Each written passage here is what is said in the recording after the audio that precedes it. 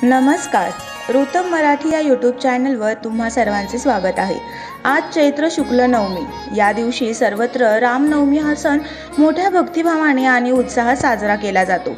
तर या निमित्ताने आज आपण रामनवमी या सणाचे खास महत्त्व जाणून घेणार आहोत. रामनवमी हा सण सर्व भारतीयांसाठी तसेच जगभरातील रामभक्तांसाठी खूप खास समजला जातो. प्रभू श्रीरामांना मर्यादा पुरुषोत्तम म्हटलं जातं. दरवर्षी रामनवमी हा सण चैत्र महिन्यातील शुक्ल पक्षाच्या 9व्या तिथीला साजरा केला जातो. त्यामुळे सध्या संपूर्ण देशभरात आनंदाचे आणि उत्साहाचे वातावरण आहे. पण बहुतेक लोकांना रामनवमी साजरी का केली जाते, तिचे महत्त्व काय हे माहिती नसेल.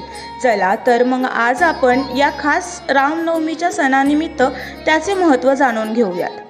धार्मिक ग्रंथानुसार आजच्या दिवशी भगवान श्रीराम यांचा जन्म झाला होता.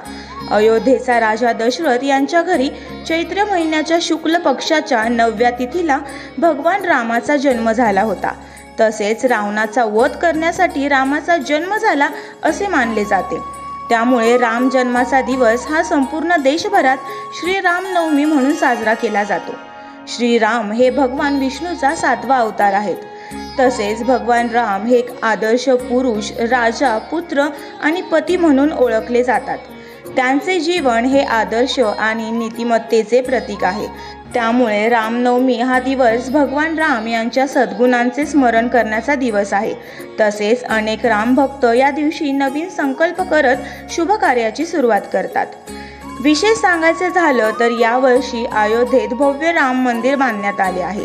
काही महिन्यांपूर्वीच या राम मंदिरात प्रभू श्रीरामाच्या मूर्तीची प्राणप्रतिष्ठा करण्यात आली. त्यामुळे या मंदिराच्या उद्घाटन सोहळ्यानंतर अयोध्येत प्रभू रामाच्या दर्शनासाठी भाविकांची मोठी गर्दी पाहायला मिळते. यात राम मंदिराच्या निर्मितीनंतर यंदाची ही पहिलीच रामनवमी आहे.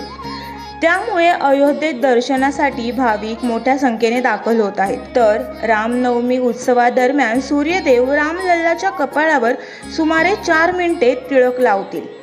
रामनवमीवरील सूर्यटिळकाचा हा विधी भाविकांसाठी अत्यंत भावनिक क्षण असणार आहे, जो प्रभू रामाच्या आशीर्वादाचे प्रतीक आहे. तर रामलल्लाच्या अभिषेकानंतरचा पहिला उत्सव म्हणून यंदा रामनवमीसाठी राम मंदिर तीर्थक्षेत्र ट्रस्टकडून विशेष तयारी करण्यात आली आहे. तर आजचा हा व्हिडिओ तुम्हाला कसा वाटला हे कमेंटमध्ये नक्की सांगा. अशाच आणखी नवीन व्हिडिओसाठी आमच्या यूट्यूब चॅनलला लाईक करा, शेअर करा आणि सबस्क्राईब करा. धन्यवाद.